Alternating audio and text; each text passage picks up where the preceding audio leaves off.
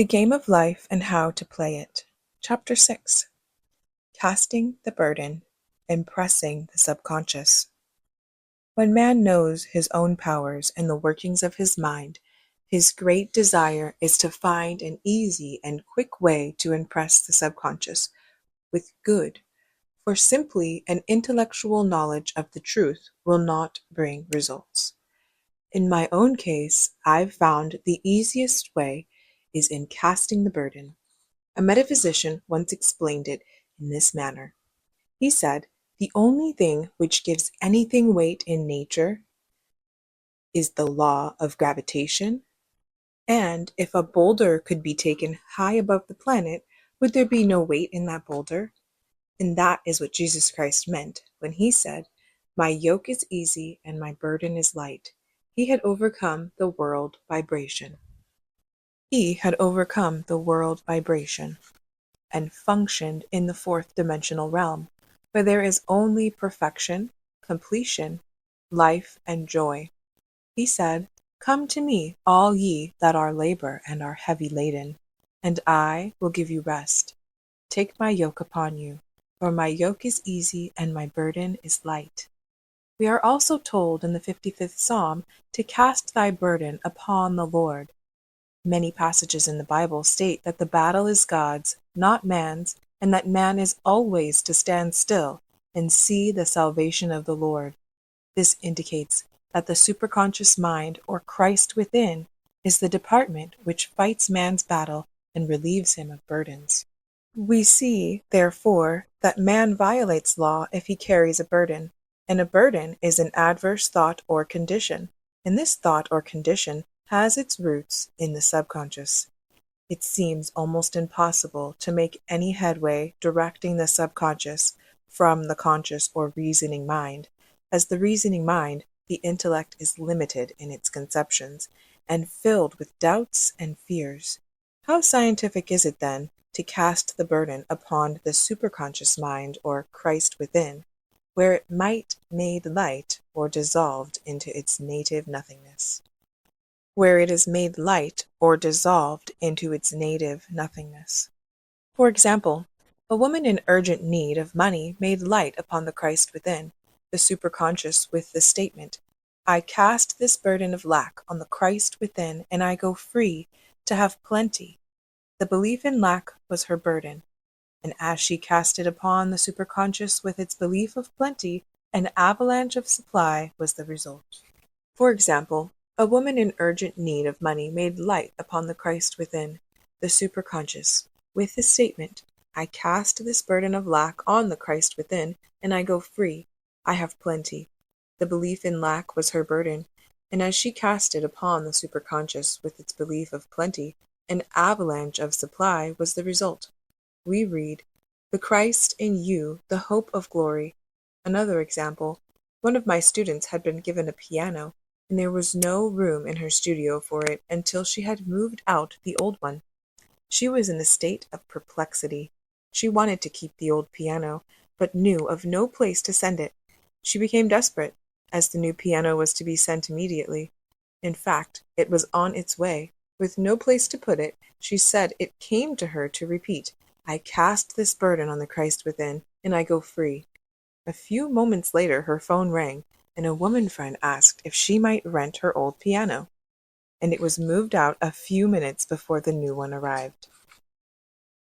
I knew a woman whose burden was resentment. She said, "I cast this burden of resentment on the Christ within, and I go free to be loving, harmonious, and happy." The almighty superconscious flooded the subconscious with love, and her whole life was changed. For years, resentment had held her in a state of torment and imprisoned her soul, the subconscious mind. The statement should be made over and over and over, sometimes for hours at a time, silently or audibly, with quietness but determination. I have often compared it to a widening up of Victrola. We must wind ourselves up with spoken words. I have noticed in casting the burden, after a little while, one seems to see clearly. It is impossible to have clear vision while in the throes of carnal mind. Doubts and fear poison the mind and body, and imagination runs riot, attracting disaster and disease. In steadily repeating the affirmation, I cast this burden on the Christ within and go free, the vision clears, and with it a feeling of relief, and sooner or later comes the manifestation of good, be it health, happiness, or supply. One of my students once asked me to explain the darkness before the dawn. I referred, in a preceding chapter, to the fact that often, before the big demonstration, everything seems to go wrong, and deep depression clouds the consciousness. It means that out of the subconscious are rising the doubts and fears of the ages. These old derelicts of the subconscious rise to the surface to be put out. It is then that man should clap his cymbals like Jehoshaphat and give thanks that he is saved, even though he seems surrounded by the enemy. The situation of lack or disease. The student continued, "How long must one remain in the dark?" And I replied, "Until one can see in the dark, and casting the burden enables one to see in the dark." In order to impress the subconscious, active faith is always essential. Faith without works is dead. In these chapters, I have endeavored to bring out this point. Jesus Christ showed active faith when he commanded the multitude to sit down on the ground before he gave thanks for the loaves and the fishes. I will give another example, showing how necessary. Through misunderstanding, a woman had been separated from her husband, whom she loved deeply.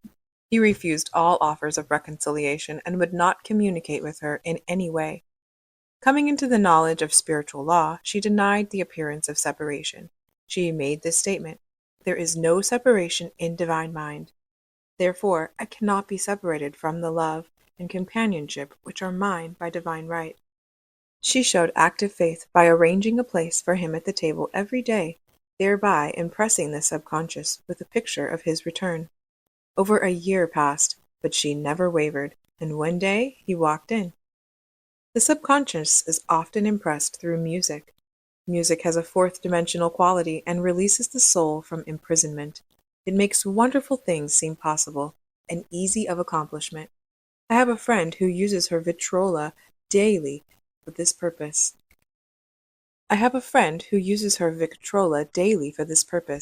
It puts her in perfect harmony and releases the imagination. Another woman often dances while making her affirmations. The rhythm and harmony of music and motion carry her words forth with tremendous power. The student must remember also not to despise the day of small things. Invariably, before a demonstration come signs of land. Before Columbus reached America, he saw birds and twigs, which showed him land was near. So it is with the demonstration, but often the student mistakes it for the demonstration itself and is disappointed. For example, a woman had spoken the word for a set of dishes. Not long afterwards, a friend gave her a dish, which was old and cracked. She came to me and said, "Well, I asked for a set of dishes, and all I got was a cracked plate." I replied, "The plate was only a sign of land. It shows your dishes are coming. Look upon it as a birds and seaweed," and not long afterward, the dishes came. Continually making believe impresses the subconscious. If one makes believe he is rich and makes believe he is successful, in due time he will reap. Children are always making believe, and except ye be converted and become a little children, ye shall not enter the kingdom of